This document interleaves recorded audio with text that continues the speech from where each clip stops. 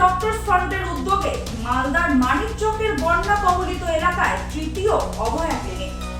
এবার West Bengal junior doctors ফ্রন্টের উদ্যোগে তৃতীয় অভয়া ক্লিনিক হয়ে গেল মালদার মানিকচকের ভুতনির বন্যা কবলিত এলাকায়। বুধবার এই অভয়া ক্লিনিক অনুষ্ঠিত হয় ভুতনির আমতলা নন্দীটোলা হাই স্কুলে।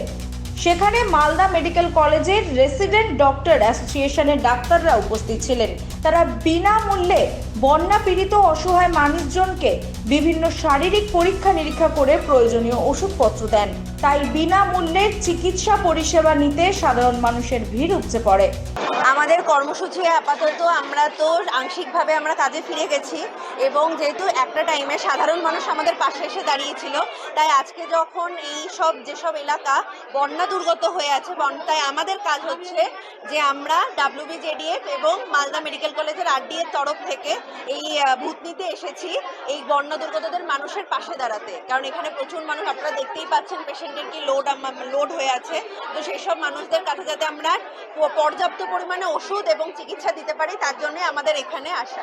অভয়া ক্লিনিকের জুনিয়র ডক্টরস ফ্রন্টের সদস্যরা জানান, আরজিকর কাণ্ডে এখনো সুবিচারের দাবিতে তাদের প্রতিবাদ চলছে। সেই সঙ্গে সাধারণ মানুষকে চিকিৎসা পরিষেবাও তারা দিচ্ছেন। আরজিকর কাণ্ডে ডক্টরসদের আন্দোলনের সময় সাধারণ মানুষ তাদের পাশে এসে দাঁড়িয়েছিলেন, যার প্রতিদান স্বরূপ তারা সাধারণ মানুষের পাশে দাঁড়াচ্ছেন। অভয়া ক্লিনিকের মাধ্যমে গ্রামের সাধারণ মানুষকে বিনামূল্যে চিকিৎসা পরিষেবা প্রদান করছেন।